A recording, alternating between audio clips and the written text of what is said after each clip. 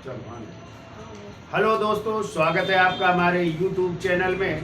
तो देखिए, आज एक फिर हमने टेस्ट पेपर दिया है और ये जो है पुलिस से संबंधित क्वेश्चन है इसमें। तो ये टॉपिक है वैदिक सप्ताह से, और वैदिक सप्ताह से जितने भी क्वेश्चन हैं उनकी तो हम चर्चा करेंगे ही, साथ में जो है डिटेल में भी इसकी चर्चा करेंगे। तो प्लीज़ पहले तो वीडियो अच्छा लगे तो लाइक और शेयर ज़रूर कर दीजिएगा। तो देखिए, पहला क्वेश्चन कह रहा है पूर्व वैदिक या ऋग वैदिक संस्कृत का काल किसे माना जाता है। तो ऋग वैदिक काल आपका कितने से कितने तक है? 1500 से लेकर के 1000 ईसा पूर्व। देखिए, इस वैदिक सप्ताह को दो भागों में बांटा गया, या वैदिक काल को दो भागों में बांटा गया, ठीक है। एक होता है ऋग वैदिक काल और दूसरा है उत्तर वैदिक काल।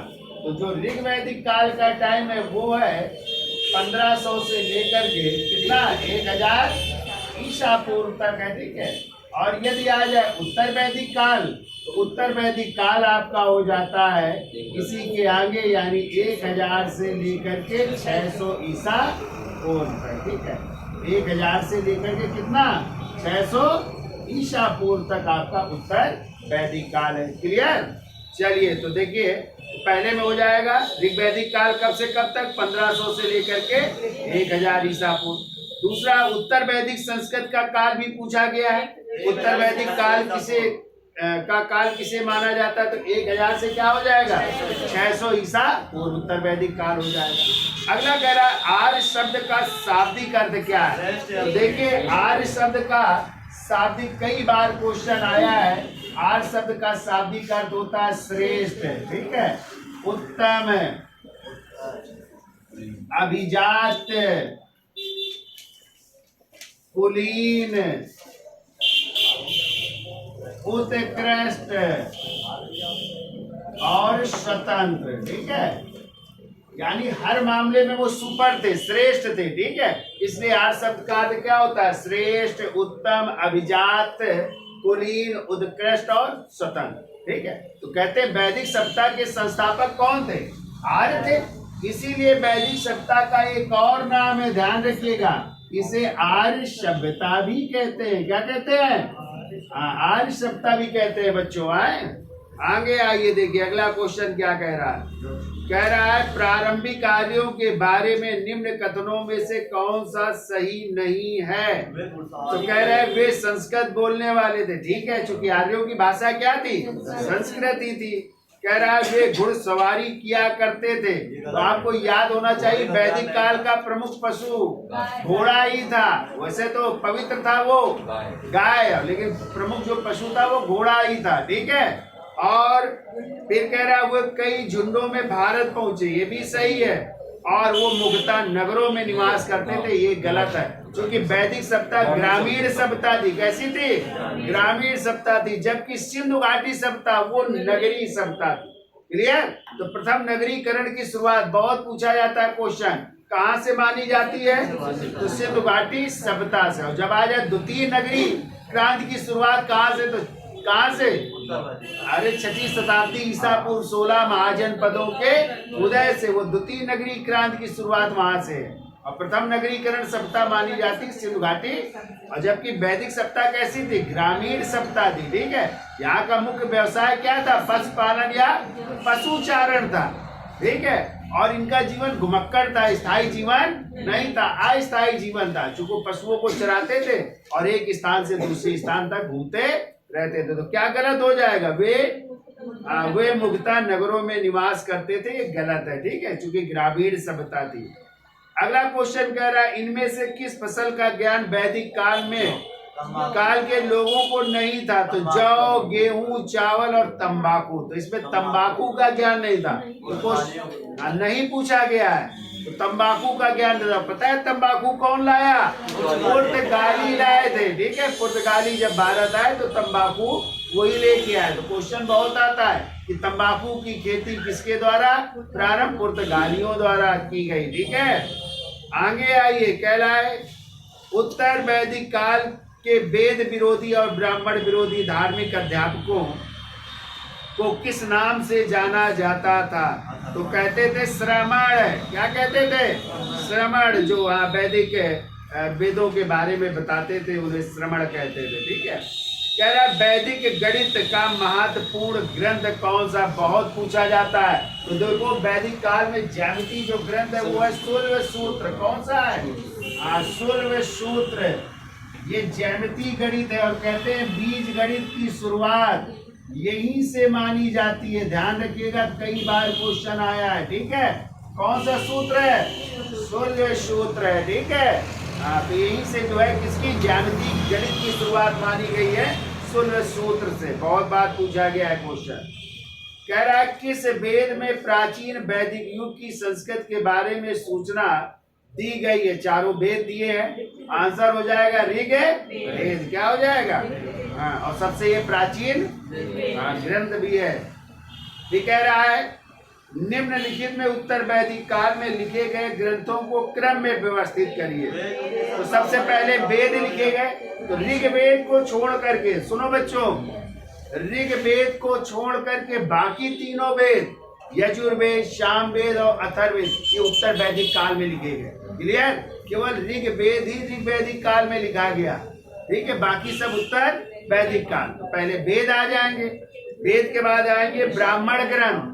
ठीक है, जैसे शतपथ ब्राह्मण, इतरेय ब्राह्मण, वो फिर आरण्यक आ जाएंगे और सबसे बाद में होंगे उपनिषद। और हमने आपको पढ़ाया है उपनिषद वेदों के अंतिम भाग हैं, इसीलिए उपनिषदों को वेदांत कहते हैं, जहां से वेदों का अंत हुआ है। ठीक है, तो वैसे तो 108 उपनिषद है, लेकिन प्रमाणिक 12 उपनिषद है, अभी हम चर्चा करेंगे। ठीक है, तो वेद, ब्राह्मण, फिर आरण्यक, फिर उपनिषद, ये आंसर हो जाएगा। ठीक है, कह रहा है वेदों की संख्या कितनी है? तो वेदों की संख्या है 4 भैया। तो सबसे प्राचीन वेद ऋग्वेद, फिर सामवेद, यजुर्वेद, सबसे बाद में लिखा गया अथर्ववेद। अब हमें बताइए चारों वेदों को सम्मिलित रूप से क्या कहते हैं? तो यदि आ जाए चारों वेदों को सम्मिलित रूप से क्या कहा जाता है? तो संहिता कहते हैं। क्या कहते हैं? और यदि आ जाए वेद त्रय किसे कहते हैं? तो वेद त्रय में अथर्ववेद को छोड़ करके बाकी 3 वेद वेद त्रय कहलाते हैं। ध्यान रखिएगा, तो वेद त्रय में कौन कौन से आ जाएंगे? ऋग्वेद, सामवेद और यजुर्वेद आ जाएगा। ये वेद त्रय कहलाते हैं, कई बार क्वेश्चन आया। ठीक है, ऐसे एक और पूछा जाता है प्रस्थान त्रय में क्या क्या आते हैं? अभी ये आया था पिट में, प्रस्थान त्रय के अंतर्गत क्या क्या चीजें आती हैं, तो हमने आपको बताया क्या क्या आएंगे इसमें। उपनिषद, क्या आएगा? उपनिषद। फिर इसमें भगवत गीता आएगी, भगवत गीता। और तीसरी चीज आएगी ब्रह्म सूत्र आएंगे। क्या आएंगे? ये आएंगे प्रस्थान त्रय के अंतर्गत। ये भी लिख लीजिएगा, याद रखिएगा, ये प्रस्थान त्रय के अंतर्गत आते हैं। उपनिषद, भगवत गीता और ब्रह्म सूत्र। कभी कभी आएगा कि प्रस्थान त्रय के अंतर्गत क्या नहीं है। ठीक है, तो 3 ये दिए होंगे, चौथा या भी प्रस्थान त्रय के अंतर्गत क्या क्या आते हैं। तो क्या क्या आएंगे? उपनिषद, भगवत गीता और ब्रह्म। और वेद त्रय में क्या आएंगे? ऋग्वेद, यजुर्वेद और सामवेद। ठीक है, होशियार हैं आप लोग। हाँ, चलिए आगे चलते हैं। भारत के जवानों,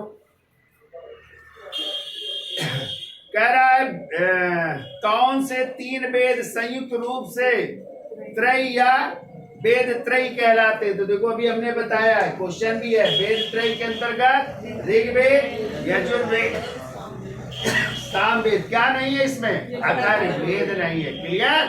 चलिए आगे कह रहा है भारत के राज चिन्ह में प्रयुक्त लोकप्रिय शब्द सत्यमेव जयते किस उपनिषद से लिया गया है? तो देखो भारत का राष्ट्रीय आदर्श वाक्य और वो है सत्यमेव। और सत्यमेव जयते बहुत पूछा जाता है बच्चों, तो आंसर क्या होगा? मुंडकोपनिषद से लिया गया है भारत का राष्ट्रीय आदर्श वाक्य। ठीक है, और इसी में कहा गया है यज्ञ को टूटी हुई नौकाओं के समान भी बताया गया है। किसे? यज्ञ करने को है, यज्ञ को टूटी हुई नौकाओं के समान बताया गया है। टूटी हुई नौकाओं के समान कहा गया इसी मुंडकोपनिषद में, ठीक है। तो देखो एक मुंडकोपनिषद है, और जब आ जाए सबसे छोटा उपनिषद कौन सा है, तो मांडुक उपनिषद हो जाएगा। कौन सा हो जाएगा? हाँ, तो ध्यान रखिएगा, मुंडक अलग है और मांडुक अलग है। ये सबसे छोटा उपनिषद है, ठीक है। ये भी आपको याद रखना है। कभी कभी आ जाता है सत्यमेव जयते कहाँ से लिया गया, और मुंडक की जगह 3 ग्रंथ होंगे और एक होगा इनमें से, तो उसमें होगा जैसे बृहदारण्यक उपनिषद, ठीक है, और जाबालोपनिषद, मांडुक उपनिषद, और इनमें से कोई नहीं, ठीक है। तो आप लोग न मारा ना मांडुक उपनिषद, आज जो सोचो कि गलत छप गया है, ठीक है। हाँ, अब पढ़ा तो है ही नहीं कि मांडुक भी होता है, ठीक। तो हमने सब पढ़ा है आपको इसीलिए, ठीक है। मुंडक अलग है, मांडुक अलग है। जो कह दो गलत छप गया है, मार दे मांडुक में, है गलत हो जाएगा। तो सत्यमेव जयते मुंडकोपनिषद से, ना कि मांडुक उपनिषद से, ठीक है। मांडुक सबसे छोटा उपनिषद है। आगे आइए भारत के जवानों, कह रहा है ऋग्वैदिक कार्यों का मुख्य व्यवसाय क्या था? अभी हमने आपको बताया था ऋग्वैदिक कार्यों का प्रमुख व्यवसाय पशुपालन या पशुचारण था, और कृषि उनका द्वितीय व्यवसाय था। जबकि सिंधु घाटी सभ्यता का प्रमुख व्यवसाय पूछा जाए तो कृषि क्या था वहाँ पे कृषि था, यहाँ पे पशुपालन। वो नगरीय सभ्यता थी, ये ग्रामीण सभ्यता है, ठीक है। वहाँ और इसके अलावा आपको याद रखना है वो मात्र सत्तात्मक थी, ये वैदिक सत्ता पितृ सत्तात्मक थी, ठीक है। ये अंतर है दोनों में, याद रखिएगा आप लोग। आगे आइए, कह रहा भारतीय संगीत का आदि ग्रंथ कहा जाता है तो सामवेद को। बहुत आता है कि भारतीय संगीत का जनक किस वेद को कहते हैं, तो भारतीय संगीत का जनक कहते हैं साम वेद को। साम का अर्थ ही होता है गान, अर्थात इसमें गान विद्या की जानकारी मिलती है। और कभी कभी आ सकता है कि सारे गामा पा जो संगीत के 7 स्वर हैं कहाँ से लिए गए हैं, तो इसी साम वेद से। क्यों भाई? संगीत के 7 स्वर कहाँ से है? इसी साम वेद से लिए गए। साम का अर्थ होता है गान, ठीक है। तो सामवेद का पुरोहित क्या कहलाता था भैया? खुद गाता, जो गा गा करके मंत्रों को जारित करता था। आगे आइए, कह रहा है प्रथम विधि निर्माता कौन है? मनु। और मनु का ग्रंथ है मनु स्मृति। कौन सा है? जो लिखा गया था शुंग वंश के शासन काल में, यानी पुष्यमित्र शुंग के समय। और इसी मनु स्मृति में कहा गया है यत्र नारेस्तु पूजयन्ते रमन्ते तत्र देवता। जहाँ नारियों की पूजा होती वहाँ देवता निवास करते हैं। तो पहला ये विधि का मतलब कानूनी ग्रंथ है, ठीक है। चलिए आगे चलते हैं। कह रहा है कृष्ण भक्ति का प्रथम और प्रधान ग्रंथ कौन सा है? तो श्रीमद् भगवद गीता। कौन सी है? भगवद गीता। और भगवद गीता किसका भाग है बच्चों? तो महाभारत का पार्ट है। तो महाभारत में कितने पर्व हैं? 18 पर्व। कितने? और इसी 18 पर्व में जो 6वां पर्व है, और वही पर्व है भीष्म पर्व। और यही भीष्म पर्व ही क्या है? श्रीमद् भगवत गीता है। क्लियर? बहुत अभी आया है पेट में, बिहार में भी आया है कि भगवत गीता किसका भाग है? तो महाभारत का। या किसका पर्व है?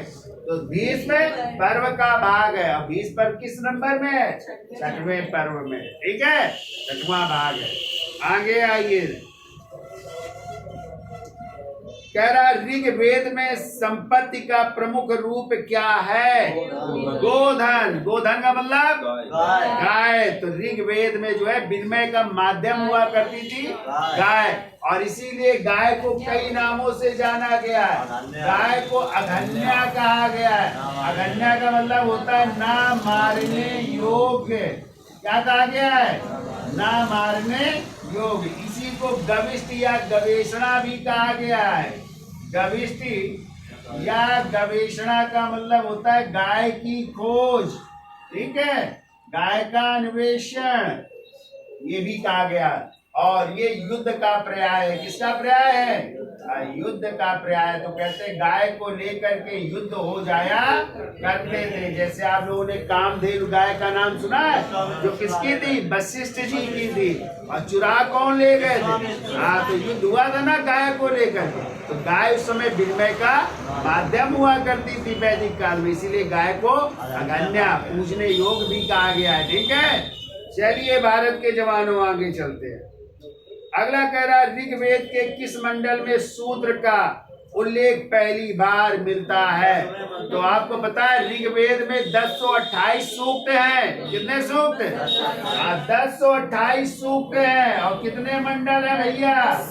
10 मंडल है। कितने मंडल? 10 मंडल है। और इन मंडलों में ध्यान रखिएगा, पूछा जाता है सबसे प्राचीन मंडल। तो सबसे प्राचीन है 2 से 7 तक, ठीक है, 2 से लेकर के 7। इसी को ऋषि मंडल भी कहते हैं। क्या कहते हैं? हाँ। और फिर बीच में लिखा गया, यानी मध्य का मंडल है कौन सा? 8वां और 9वां मंडल। और सबसे बाद में जो लिखा गया है मंडल, वही है पहला और 10वां मंडल। ये सबसे बाद में लिखा गया। और इसी 10वें मंडल में एक सूक्त है पुरुष सूक्त। और इसी पुरुष सूक्त से हमें चौथे वर्ण यानी शूद्रों के बारे में जानकारी प्राप्त होती है, ठीक है। तो किस सूक्त में? पुरुष सूक्त में। और किस मंडल का भाग है? 10वें। तो कभी कभी आ सकता है चारों वर्णों का उल्लेख हमें कहाँ से मिलता है? तो पुरुष सूक्त से। तो पहले 3 वर्ण थे, ब्राह्मण क्षत्रिय वैश्य, और चौथा क्या मिल रहा है? शूद्र। सूत्रों का उल्लेख कहाँ से? पुरुष सूक्त से। तो चारों वर्णों का, या फिर आ सकता है शूद्रों का पहली बार उल्लेख। पुरुष सूक्त किस मंडल का भाग है? 10वें मंडल। पुरुष सूक्त से हमें चौथे वर्ण की जानकारी कई बार क्वेश्चन आया हुआ है, ठीक है। कह रहा है पुराणों की संख्या कितनी है भैया? तो पुराणों की संख्या है 18। कितनी है? पुराण है 18। पुराणों के रचयिता लोमहर्ष कौन है? और उनके पुत्र उग्र श्रवा ऋषि माने जाते हैं। कौन? लोमहर्ष और उग्र श्रवा ऋषि माने जाते हैं। पूछा जाता है सबसे प्राचीन पुराण मत्स्य पुराण। कौन सा पुराण? और इसी पुराण से हमें जानकारी मिलती मौर्य वंश की। कौन से वंश की? मौर्य वंश की जानकारी प्राप्त होती है, ठीक है, इस पुराण से। और यदि आ जाए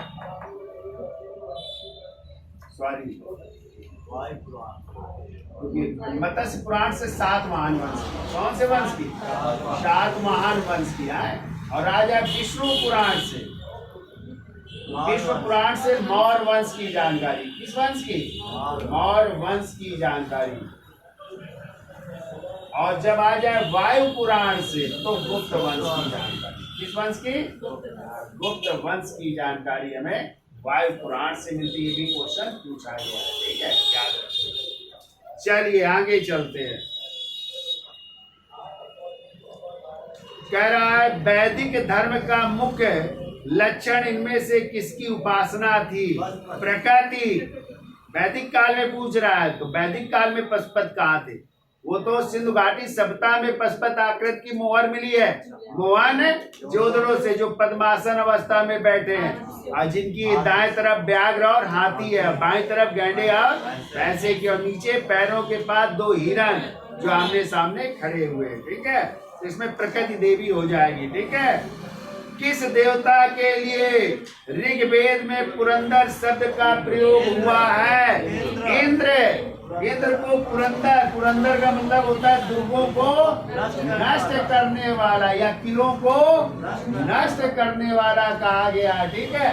और क्वेश्चन आता है कि ऋग्वेद के प्रमुख देवता कौन थे? तो इंद्र ही थे। और इंद्र का उल्लेख ऋग्वेद में कितनी बार हुआ है भैया? 250 बार। कितनी बार? 250 बार, 250 बार, यानी 1/4 ऋग्वेद के जो सूक्त है वो किनको समर्पित है? इंद्र को। और दूसरे देवता थे अग्नि। कौन थे? और अग्नि का उल्लेख हुआ है 200 बार। कितनी बार? हाँ, तो देखो इंद्र को बहुत सारे नामों से जाना गया। पुरंदर, रथेष्ट, माधवन, पर्जन्य। ठीक है, पुरंदर यानी दुर्गों को नष्ट करने वाला, रथेश रथ चलाने वाला, माधवन दानशील होने के कारण, और पर्जन मतलब वर्षा के देवता भी कहा गया इंद्र को। ठीक है, और दूसरे देवता कौन है? अग्नि। और अग्नि का उल्लेख 200 बार। और इन्हें जात वेदस भी कहते हैं, भुवन चस्सु भी कहते हैं। ठीक है, भुवन चस्सु। और यही देवता है अग्नि, जिनका तीनों लोकों में उल्लेख है। यानी पृथ्वी के देवता, 3 प्रकार के देवता थे ना, आकाश के देवता, और तीसरे थे अंतरिक्ष के देवता थे। और तीनों में उल्लेख यदि पूछा जाए किस देवता का है, तो अग्नि देवता का उल्लेख तीनों लोकों में किया गया है। यही ऐसे देवता हैं जिनका उल्लेख तीनों में है। ठीक है, बाकी अलग अलग देवता होते थे।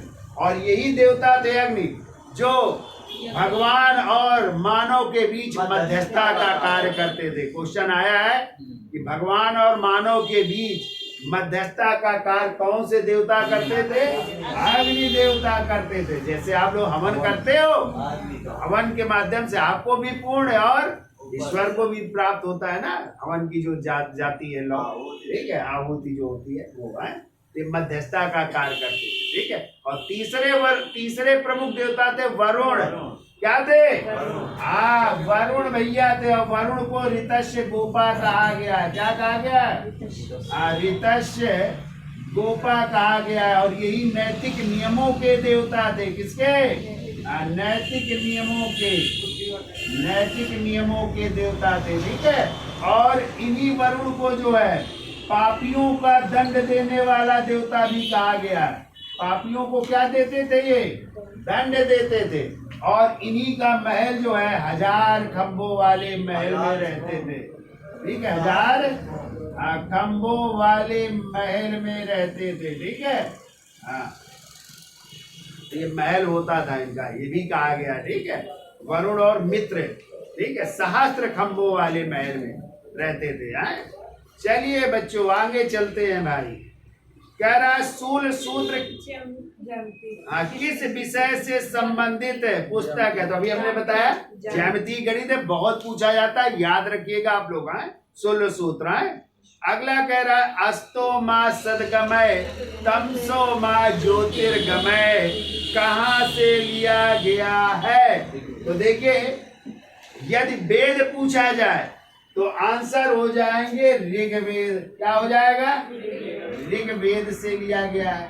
अभी जो है ये टीजीटी का क्वेश्चन है। ठीक है, टीजीटी में यही आ गया था 2019 या 21 वाले में, और आ गया था अस्तो माँ सदगमय कहाँ से लिया गया। उसमें वेद नहीं थे, उसमें उपनिषद के नाम थे कि किस उपनिषद से लिया गया। तो जब उपनिषद हो तो फिर आंसर हो जाएगा बृहदारण्यक उपनिषद से भी लिया गया है। ठीक है, तो वेद हो तो ऋग्वेद, और ऋग्वेद ना हो ब्राह्मण ग्रंथ पूछा जाए तो किस ब्राह्मण ग्रंथ से? बृहदारण्यक उपनिषद से लिया गया है। क्या? अस्तोमा सदगमय तमसोमा ज्योतिर्गमय। क्लियर? चलिए आगे चलते हैं। कह रहा आर्य भारत से बाहर से आए और सर्वप्रथम कहाँ पे बसे? पंजाब में। कहाँ पे? सप्त सिंधु प्रदेश में। कहाँ पे बचे? और इसकी पुष्टि की अविनाश चंद्र दास कहते हैं कि जो है आर्य लोग सप्त सिंधु प्रदेश के निवासी थे। जबकि किसने कहा है कि आर्य लोग मध्य एशिया से आए? किसने कहा मध्य एशिया से आते? मैक्स मूलर महोदय ने। किसने? Max Muller. अब तो ज्यादातर इतिहासकार कहते हैं भारत के ही निवासी थे। जैसे भगवान दास गीडवानी अभी जो है शोध करके आए हैं ना, और उन्होंने पुस्तक लिखी है अपनी रिटर्न्स ऑफ आर्यन करके लिखी है जो है, तो उसमें कहा है उन्होंने कि जो है आज लोग भारत के ही मूल निवासी थे, कहीं से नहीं आए। उन लोग कहते हैं हंगरी या डेन्यूब प्रदेश से थे।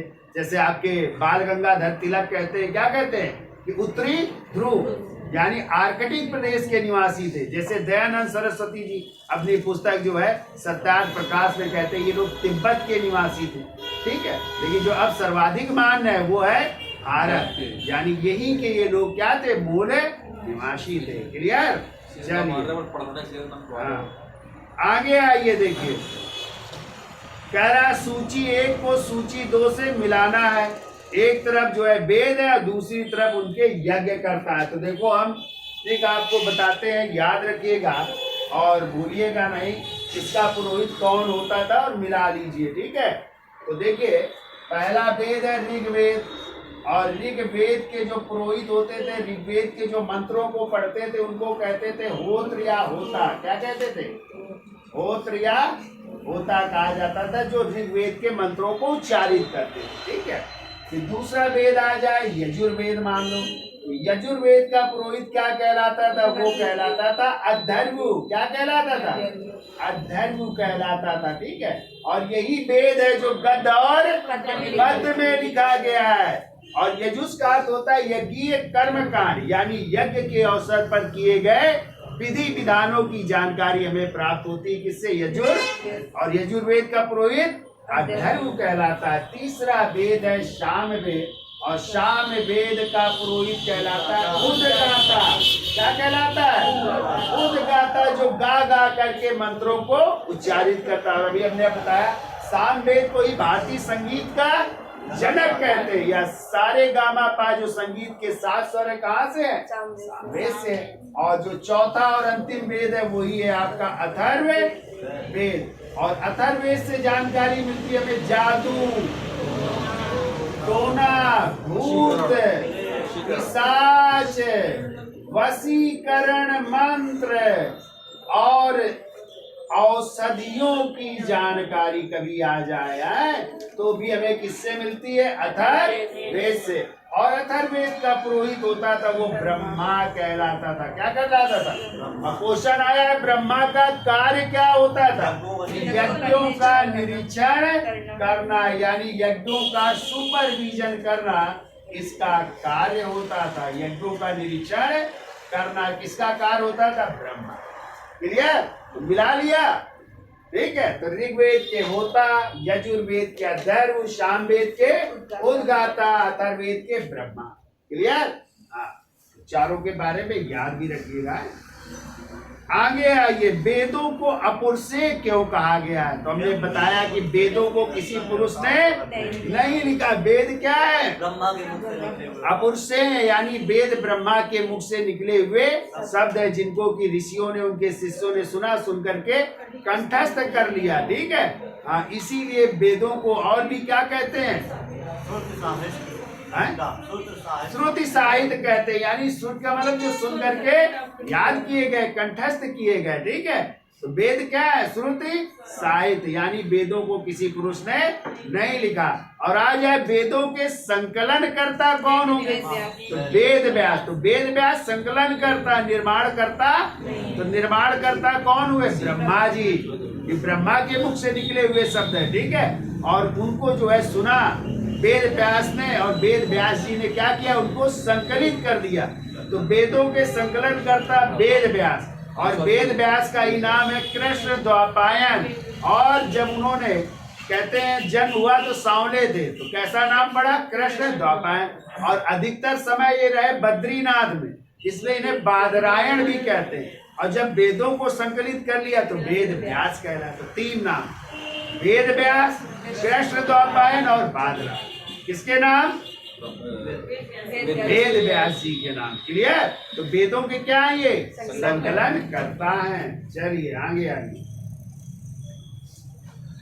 कह रहा है वैशेषिक दर्शन के प्रतिपादक कौन थे? तो आप लोगों ने छठ दर्शन पढ़े हैं? 6 दर्शन। इसका आंसर तो बताओ 26 वाला। इसका आंसर 26 का लगा है। अच्छा, क्योंकि वेदों की रचना देवताओं द्वारा की गई है, ये होगा आंसर। अब पुरुषे क्यों कहा गया? किसी पुरुष ने नहीं लिखा। किसने लिखा? भगवान ब्रह्मा जी के मुख से निकले हुए शब्द, ठीक है। ये हो जाएगा 1। तो देखिए दर्शन, तो कितने दर्शन है भैया? 6 खड़ दर्शन। 6 देखिए समझ लीजिए। खड़ दर्शन। पहला याद रखिएगा सांख्य दर्शन। कौन सा दर्शन? और सांख्य दर्शन के रचयिता है कौन? कपिल मुनि। ठीक है। सांख्य के बाद योग दर्शन, और योग दर्शन के रचयिता है पतंजलि का योग शास्त्र है, पतंजलि हो जाएंगे। न्याय दर्शन आ जाए तो गौतम ऋषि हो जाएंगे। कौन हो जाएंगे? गौतम ऋषि हो जाएंगे। ठीक है। फिर आइए वैशेषिक दर्शन, और वैशेषिक हो जाएंगे कणाद व उनके शिष्य उलूक को माना जाता है। कणाद व उनके शिष्य उलूक को माना जाता है। ठीक है। फिर है पूर्व मीमांसा, और पूर्व मीमांसा के हैं जैमिनी। कौन हो जाएंगे? जैमिनी हो जाएंगे। और फिर है उत्तर मीमांसा, उत्तर मीमांसा के हो जाएंगे बादरायण।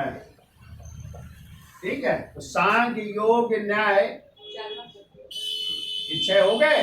हाँ, तो 6 ये हो गए। देखिए ये खड़ दर्शन हो गए। एक और आता है जो खड़ दर्शन में नहीं है, वो है चार्वाक दर्शन। कौन सा? चार्वाक दर्शन। इसी को लोकायत भी दर्शन कहते हैं। लोकायत, या इसी को भौतिकवादी दर्शन भी कहते हैं। भौतिकवादी दर्शन। और इसके रचयिता है चार्वाक। हाँ, चार्वाक इसी कहते हैं जब तक जिंदगी है खाओ पियो, उधार लेके ही पियो। ठीक है। हाँ, किसी से कर्जा लो, लौटाओ नहीं। हाँ, खर्च करो, ऐश करो। ठीक है। खाओ पियो, उधार लेके।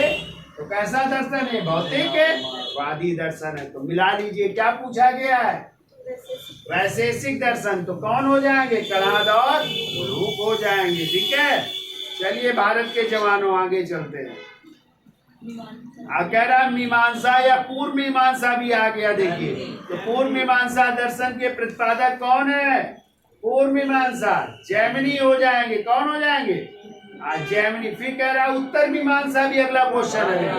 उत्तर मीमांसा के कौन हो जाएंगे? बादरायण हो जाएंगे। क्लियर? इसके बाद रायण हो जाएंगे। फिर कह रहा है ऋग्वेद का कौन सा मंडल पूर्णतः सोम देवता को समर्पित है? तो देखिए ऋग्वेद में 10 मंडल बताए थे अभी। तो ऋग्वेद का जो 9वां मंडल है वो सोम देवता को समर्पित है। किस देवता को? सोम देवता को समर्पित है। और 114 या 144 सूक्त मिलते हैं। ठीक है। और जब वरुण को आ जाए, मानसी तुम कंफ्यूज हो रही हो, वरुण देवता तो 7वां मंडल है। वो किस देवता को समर्पित है? वरुण। हमें लगा तुम कंफ्यूज हो रही हो। तो 7वां मंडल वरुण देवता को। और इसी 7वें मंडल में ध्यान रखिएगा दासराग युद्ध का भी उल्लेख है, जो भरत वंश के राजा सुदास और 10 राजाओं के बीच हुआ था। किस नदी के तट पर? परुष्णी या रावी नदी के तट पर। और किसकी विजय हुई थी? सुदास। तो भरत वंश या इसी को त्रिशु वंश भी कहते हैं। क्या? कौन सा वंश? त्रिशु वंश के राजा थे सुदास। क्लियर? तो 7वें में किसका किसका उल्लेख? दासराग युद्ध का। और किस देवता का? वरुण देवता का। और 9वें मंडल में सोम देवता का। क्लियर? हाँ। और तीसरे मंडल में गायत्री मंत्र का उल्लेख ना। तो गायत्री मंत्र कहाँ से लिया गया है? ऋग्वेद। और ऋग्वेद के किस मंडल से? तीसरे मंडल से। किस देवता को समर्पित है? सवित्र या सविता। ठीक है। सवित्र कहते हैं या सविता कहते हैं। देखो सूर्य की कई घटना है। जब सूर्य निकलने वाला होता है उसे कहते हैं उषा काल। क्या कहते हैं? हाँ। और उगते हुए सूर्य को कहते हैं मित्र। क्या कहते हैं? जब सूर्य उग रहा होता है उसे कहते हैं मित्र। और जब सूर्य पूरी तरह से निकल आता है, पूरी तरह से चमकने लगता है, उसी को कहते हैं सविता। ठीक है। और तभी आप लोग जल लेकर के छत में जाते हो और ऐसे नहीं करते हो, अर्पित करते हो ना सूर्य देवता को। वो तो इसका भी साइंटिफिक रीजन है। ठीक है। सूर्य की किरणें पड़ रही है, जल आपका गिर रहा है, तो जल ऐसे नहीं डालते हो, सर के ऊपर से ऐसे डाला जाता है। कभी करिएगा ये गायत्री मंत्र का पाठ आप लोग जब कर रहे हो और सूर्य को जो है अर्पित करने जाते हो तो ऐसे डालिएगा। ठीक है। और ये सूर्य की किरणें और जल जब दोनों की टक्कर होती है तो वो किरणें आपके कहाँ पे पड़ती है? मस्तिष्क में पड़ती है। ठीक है। तो आपका ब्रेन हाँ, तेज होता है, तीव्र होता है, ठीक है। ये साइंटिफिक रीजन भी है इसका, ऐसे न डाला ना ओम भूर्भुवः स्वः है, हाँ ऐसे करके डालते हैं, ठीक है। उसका साइंटिफिक रीजन क्लियर। तीसरे मंडल में कौन सा उल्लेख? गायत्री मंत्र का उल्लेख है। चलिए भाई बच्चों आगे चलते हैं। कह रहा प्रसिद्ध 10 राजाओं का युद्ध, देखो आ भी गया। दासराग युद्ध किस नदी के तट पर हुआ था? परुषणी, और परुषणी का इनाम रावी नदी के तट पर हुआ था, ठीक है। झीलम नाम क्या है? बितस्ता, वो हुआ था सिकंदर और पोरस के बीच। उसे बितस्ता का युद्ध, झेलम का युद्ध या हाइडे स्पीच का युद्ध कहते हैं। तो उसमें जो है सिकंदर की विजय हुई थी, पौरव राजा पोरस पराजित हुए थे, वो भी याद रखिएगा। आगे आइए, कह रहा है धर्म शास्त्रों में भू राजस्व की दर क्या थी? 1/6 ली जाती थी, ठीक है। तो बताइए अशोक ने कहाँ का टैक्स घटाकर 1/8 कर दिया था? लुम्बिनी का। कब किया था? अपने राज्याभिषेक के 20वें वर्ष, जब वो कहाँ की यात्रा पर जाता है? लुम्बिनी। तो वहाँ का टैक्स घटा करके 1/6 से 1/8 कर दिया था। और इसकी जानकारी मिलती है अशोक के रुम्मनदेही अभिलेख से, जो सबसे छोटा अभिलेख भी और आर्थिक अभिलेख भी कहते हैं, ठीक है। उसे क्या कहते हैं? आर्थिक अभिलेख के नाम से भी जाना जाता है। अगला कह रहा है 800 ईसा पूर्व से 600 ईसा पूर्व का काल किस युग से जुड़ा है? तो इसे ब्राह्मण युग या सूत्र युग भी, ब्राह्मण युग कर लीजिएगा, से जुड़ा माना गया। किस काल में अछूत की अवधारणा स्पष्ट रूप से उदित हुई? तो धर्म शास्त्र काल में। किस काल में? अछूतों का उल्लेख मिलता है, ठीक है। अगला कह रहा है एशिया माइनर स्थित बोजक कोई का महत्व इसलिए है। तो देखिए थोड़ी सी कहानी सुनिए। तो ऋग्वेद के प्रमुख देवता इंद्र, दूसरे अग्नि, तीसरे वरुण, बहुत सारे देवता थे। ऐसे ही 1400 ईसा पूर्व में, 1400 ईसा पूर्व में एशिया माइनर, एशिया माइनर, और एशिया माइनर पड़ता है तुर्की, आज का टर्की जिसे कहते हैं, तुर्की जिसे कहते हैं, वहां पे पड़ता है। और यही से जो है एक अभिलेख मिला है जिसका नाम है बोगज, बोगज कोई अभिलेख, बोगज कोई अभिलेख है। और इसी से वैदिक कालीन 4 देवताओं के नाम मिलते हैं, इंद्र, मित्र, वरुण और नाशक्त के उल्लेख मिलता है, ध्यान रखिएगा। यानी यहाँ के लोग इन 4 वैदिक देवताओं से परिचित थे, ठीक है। इंद्र, मित्र, वरुण और नाशक्त, ठीक है। कहाँ से? एशिया माइनर के किस अभिलेख से? कोई अभिलेख से। क्लियर? चलिए आगे मिल गया, तो आंसर हो जाएगा 4 वैदिक देवता, इंद्र, मित्र, वरुण और नाशक्त का उल्लेख मिलता आ भी गया। अगला क्वेश्चन कह रहा है गायत्री मंत्र जो देवी सवित्र को संबंधित है किस पुस्तक में मिलता है? ऋग्वेद में। कहाँ से? और ऋग्वेद के किस मंडल में? तीसरे मंडल में। आ गया न्याय दर्शन के रचयिता, तो देखो ये लिखा है न्याय दर्शन, और न्याय दर्शन के रचयिता है गौतम है। ये 6 याद कर लीजिएगा, और 7वां चारवाक भी, ठीक है। जरूर आएगा एक क्वेश्चन, याद रखिएगा, ठीक है। आगे आते हैं भैया। प्राचीन काल में निष्क से जाना जाता था, तो वैदिक काल में निष्क होता था गले का और सोने का, ठीक है। तो स्वर्ण आभूषण था, क्या था? स्वर्ण। और आगे चल करके निष्क सोने का सिक्का हो गया था, क्या हो गया था? हाँ, अभी सोने का हार है वैदिक काल में, ठीक है। या गला में पहने जाने वाला हार है, आभूषण है। आ गए योग दर्शन के रचयिता। योग देखिए कौन है? पतंजलि हो जाएंगे योग दर्शन के रचयिता। क्लियर? चलिए भाई अगला आते। उपनिषद पुस्तकें हैं दर्शन पर, अरे वेदों के अंतिम भाग हैं, और उपनिषद कोई वेदांत या दर्शन पर लिखी गई किताबें हैं, ठीक है। मिलाइए भाई, ऋग्वेद, यजुर्वेद, सामवेद और अथर्ववेद। तो ऋग्वेद किससे संबंधित है? स्रोत एवं प्रार्थनाओं से। एक 4 कर लीजिए। यजुर्वेद किससे किससे है? तो स्रोत एवं कर्मकांड, हमने बताया यज्ञ कर्म कांडों की जानकारी मिलती है। सामवेद संगीतमय, इसमें संगीत की जानकारी मिलती है। और अथर्ववेद में तंत्र मंत्र एवं वशीकरण की जानकारी मिलती है। तो मिला लीजिए, देखिए पहला हो जाएगा। आरंभिक वैदिक साहित्य में सर्वाधिक वर्णित नदी कौन सी है? तो देखिए, नहीं, क्यों सरस्वती करोगे? सर्वाधिक बार उल्लेख किसका है? सिंधु का। सुनिए, देखो इधर देखिए, ऋग्वेद में आ जाए गंगा नदी का उल्लेख 1 बार। कितनी बार? 1 बार। सरयू नदी का उल्लेख कितनी बार? 1 बार। यमुना नदी का उल्लेख 3 बार। और जब आ जाए सर्वाधिक बार किसका है? तो सिंधु नदी का है। तो सर्वाधिक बार कर लो, 6 बार भी कई कई पत्रिकाओं में, लेकिन आप लोग सर्वाधिक बार याद रखिएगा। किस नदी का उल्लेख है? सिंधु।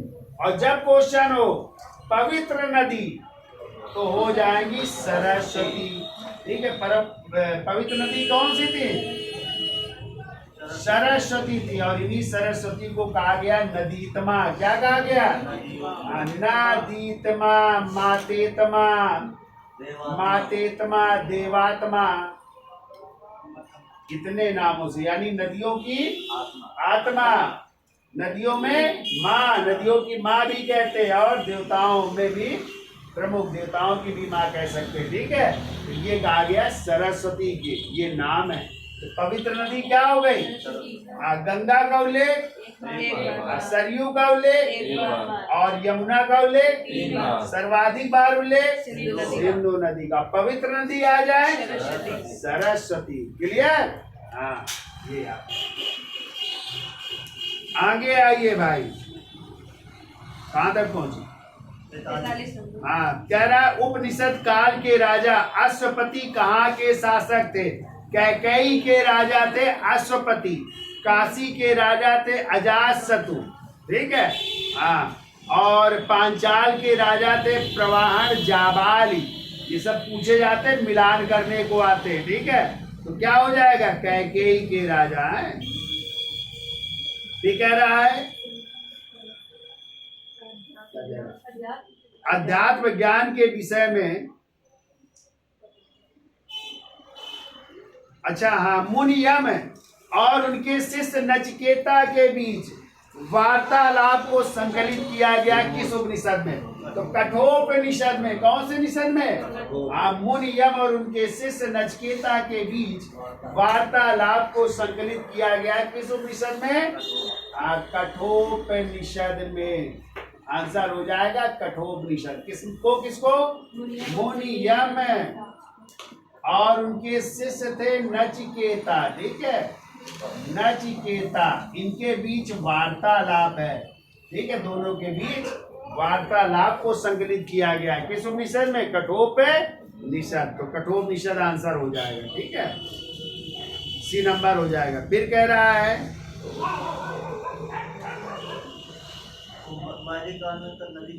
अच्छा, ठीक है, वैदिक काल में कुबा या काबुल नदी कहाँ पे थी? ठीक है, तो कुबा या काबुल, कुबा को क्या कहते थे? काबुल कहते थे। ठीक है, और ये अफगानिस्तान की नदी थी। कहाँ की थी? अफगानिस्तान की। आप लोगों ने पढ़ी कुबा काबुल सुवास्तु को कहते थे स्वात। क्या कहते थे? गोमती को गोमल कहते थे। क्या कहते थे? गोमल। गोमती, गोमल, कुबा, काबुल, सुवास्तु, स्वात। और भी नदियां थी, देखिए क्रुमु। क्रुमु को कहते थे कुर्रम। ठीक है, ये कहाँ की नदियां थी? सब अफगानिस्तान की नदियां थी। पूछा जाता है। ठीक है, तो इस तरह बना लीजिएगा अफगानिस्तान। तो कुबा, काबुल, स्वात, गोमती कोमल कुम कुर्रम, ठीक है। ये आगे आगे कहां तक पहुंचे?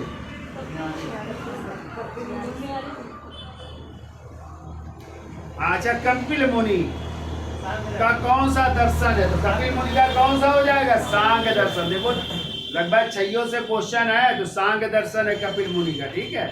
फिर कह रहा है भारत के किस क्षेत्र से खुदाई से धातु के प्राचीनतम प्रमाण मिले हैं? अतरंजी खेड़ा, लोहे के प्रमाण पूछा गया है। तो लोहे के प्रमाण कहाँ से मिले हैं? एटा जिले के अतरंजी खेड़ा नामक स्थान से, ठीक है। और कितने सौ ईसा पूर्व के हैं? 700 ईसा पूर्व के लगभग के हैं, ठीक है। ये प्रमाण मिले अतरंजी खेड़ा से। यहाँ से लोहे के तीर के अग्रभाग, ठीक है, कई चीजें यहाँ से प्राप्त हुई है, ठीक है। तो आ जाए लोहे के प्रमाण कहाँ से? अतरंजी खेड़ा से मिले हैं, ठीक है। आगे आइए भाई, निम्नलिखित में किसका संकलन ऋग्वेद पर आधारित है? सामवेद। कहते हैं केवल 75 ही नए मंत्र है, बाकी सब किससे ले लिए गए हैं? ऋग्वेद से शामिल किए गए हैं। तो सामवेद हो जाएगा, ठीक है। कह रहा निम्नलिखित में से कौन प्रस्थान त्रयी में शामिल नहीं है? अभी हमने आपको पढ़ाया था प्रस्थान त्रयी, देखो क्वेश्चन है। तो हमने क्या क्या बताया था? भगवत गीता, उपनिषद और ब्रह्मसूत्र, ये तो है। तो क्या हो जाएगा? भागवत नहीं होगा, बाकी ये प्रस्थान त्रयी के अंतर्गत आएंगे। क्लियर? याद हो जाएगा। चलिए, कह रहा है अगला, कर्म का सिद्धांत संबंधित है मीमांसा से। किससे? मीमांसा से हो जाएगा।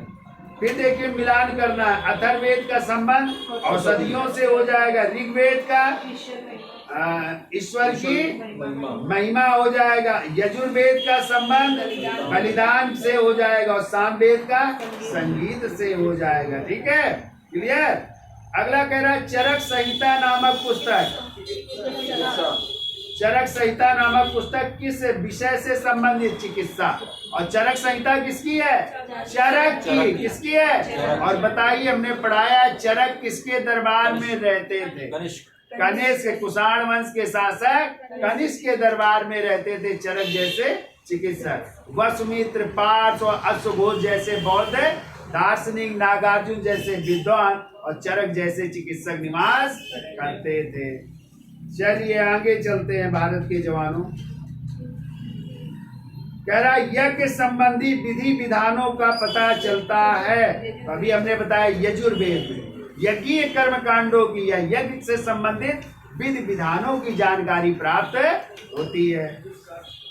कह रहा वैदिक युगीन सभा, सभा क्या थी? मंत्री परिषद थी। तो आप लोगों ने पढ़ा ना, सभा, समिति और विदत।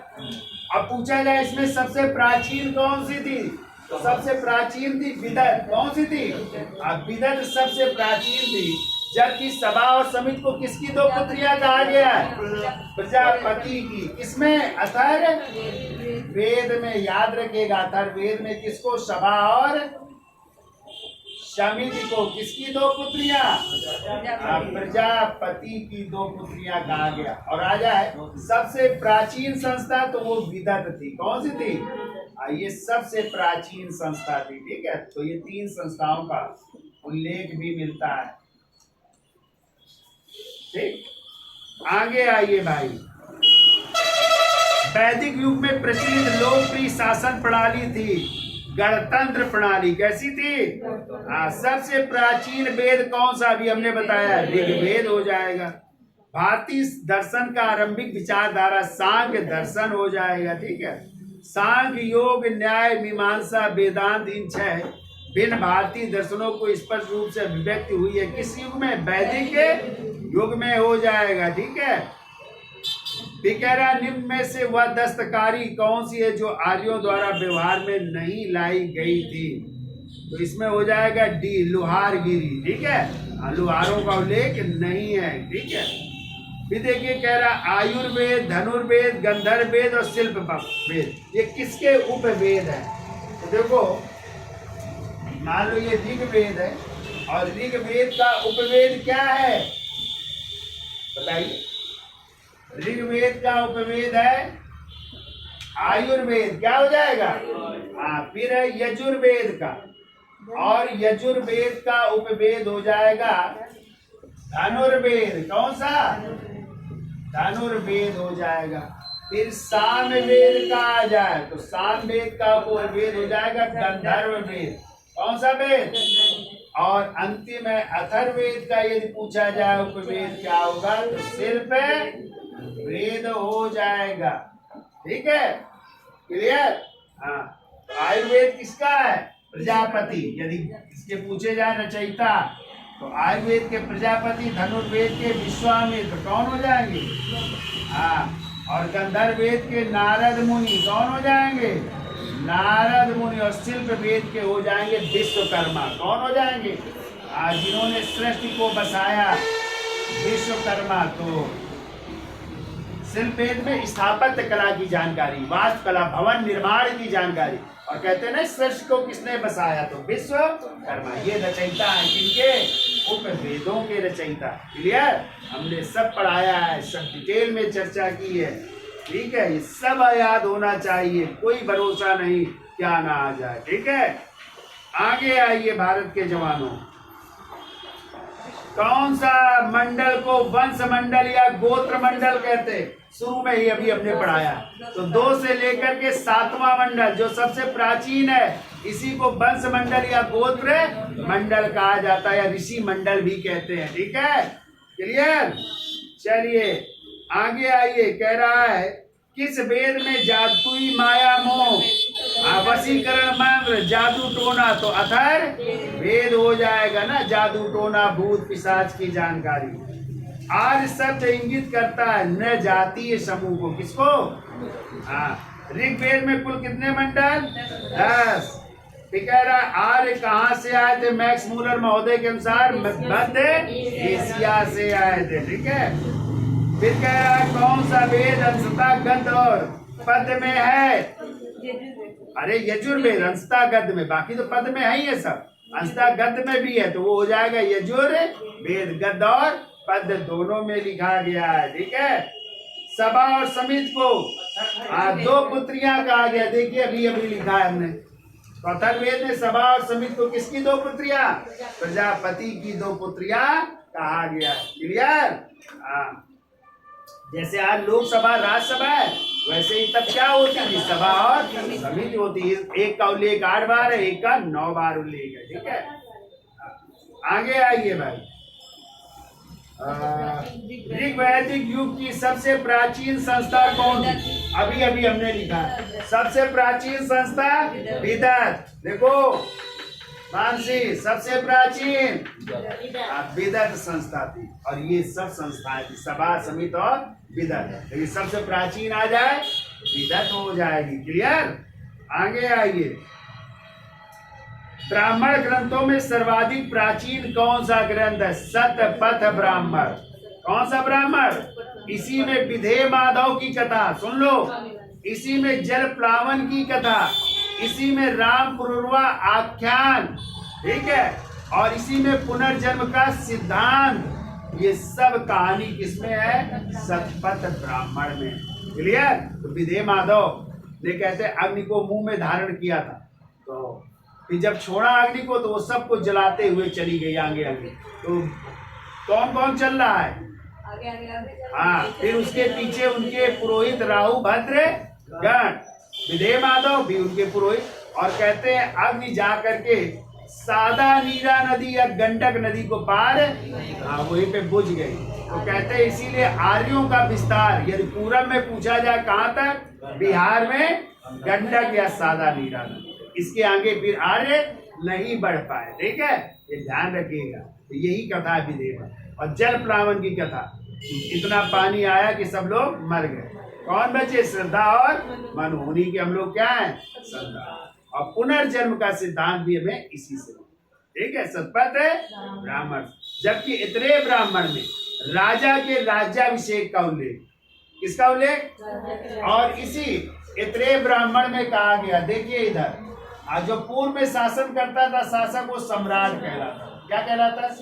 जो पश्चिम में शासन करता था वो स्वराट। जो उत्तर में करता था विराट, जो दक्षिण में करता था वो भोज, और जो बीच में करता था वो राजा कहलाता। और जिसका साम्राज्य चारों दिशाओं में होता था वही कहलाता था एक राट। और एक राट की उपाधि धारण करने वाले नंद वंश के राजा महापद्म नंद थे, जिन्होंने एक राज की उपाधि धारण की।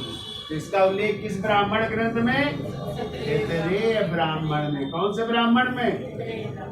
ठीक है। पूर्व के शासक को सम्राट, पश्चिम के शासक को स्वराट, उत्तर के शासक को विराट, दक्षिण के शासक को भोज और मध्य के शासक को राजा। और जिसका साम्राज्य चारों दिशाओं में उसको एक राज। और एक राज की उपाधि किसने धारण की थी? महापद्म नंद ने।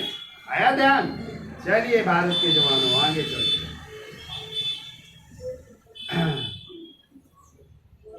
कह रहा है गोत्र व्यवस्था प्रचलन में कब आई? तो उत्तर वैदिक काल में आ गई। ठीक है। अनुलोम विवाह क्या होता था और प्रतिलोम विवाह क्या होता था? पढ़ाया है ना।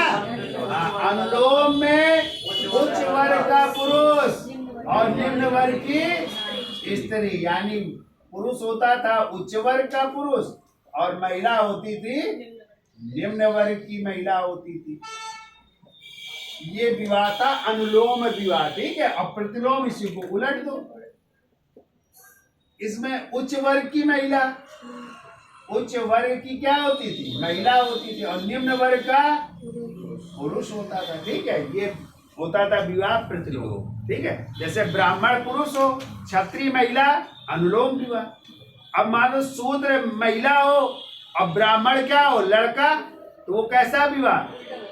सॉरी, मान लो महिला हो ब्राह्मण और पुरुष हो शूद्र, तो कैसा विवाह? प्रतिलोम विवाह। ठीक है। तो दोनों है, देखिए है। तो अनुलोम क्या हो जाएगा? उच्च वर्ग पुरुष, निम्न वर्ग की नारी। और प्रतिलोम में उच्च वर्ग की नारी और निम्न वर्ग का पुरुष।